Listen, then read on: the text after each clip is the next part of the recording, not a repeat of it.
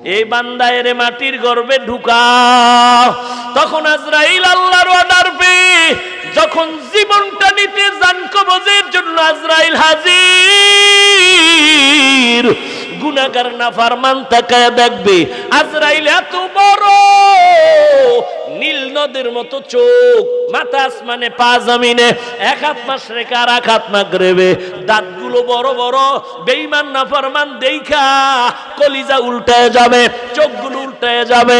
সাত দরিয়ার পানি পান করাইলেও পিপাসা মিটবে না। আল্লাহ তাআলা বলবে আজরাইল নোটিশ এখন জারি হয়ে গেল, ওয়াফিহা নুঈদুকুম, এরে আর ছেড়ে দেওয়া যাবে না, মাটির গর্ভে ঢুকায়া দাও। এরপরে ওরে মুআযা বুঝাবো। আল্লাহর অর্ডার পেয়ে আজরাইল এখন রুহুটা নেওয়ার জন্য শরীরের উপরে ভর করে, রুহুটা পালানো শুরু করলো, যেতে চায় না, যেতে চায় না। আল্লাহ কি করবো, কয় ধর। আল্লাহ তাআলার অর্ডার যখন এসে গেল, আজরাইল আল্লাহর অর্ডার পেয়ে রুহুটার যখন খাপ করে আঘাত করে ধরবে, রগগুলো ছিঁড়ে আজরাইলের হাতে রুহুটা চলে যাবে। বান্দার পায়খানা বের হয়ে যায়। জানতো বকরির চামড়া খুললে যেমন কষ্ট, গুনাহগারের জান কবজের থেকে হাজার শত গুণ কষ্ট বেশি।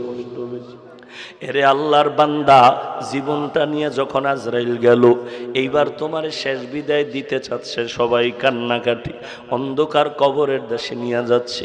এই যে আল্লাহর দেওয়া কর্মসূচি, তুই দুনিয়াতে এসে ভুইলা গেছো, বিদায় বেলা তোরে কবরে রাখতে গিয়ে আবার কর্মসূচিটা তোরে শোনায় দেয়। মিনহা খালাকনাকুম ওয়া ফিহা নুঈদুকুম ওয়া মিনহা নুখরিজুকুম তারাতান উখরা। মিনহা খালাকনাকুম, মাটির নরম শরীরটারে গরম বানায় আসছো, এখন দেখবি গরমের মজাটা কেমন। আল্লাহ তাআলা বলবেন তিনটা প্রশ্ন করবি, জবাব না দিতে পারলেই আযাব শুরু হয়ে যাবে।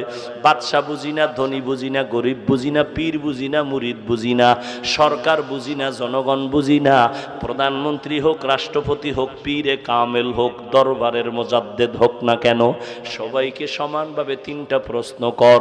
রবের পরিচয় দে, ধর্মের পরিচয় দে, রসুলের পরিচয় দে। যদি পরিচয়টা দিতে পারে সালাম, শান্তি হয়ে যাবে।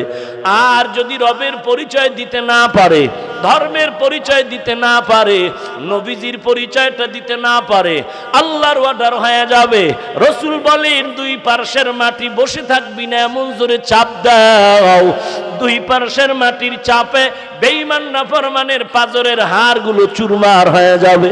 আল্লাহর অর্ডার, সাপ কবরে সে হাজির হয়ে যাবে। ও সাপ, এই বান্দাকে তুমি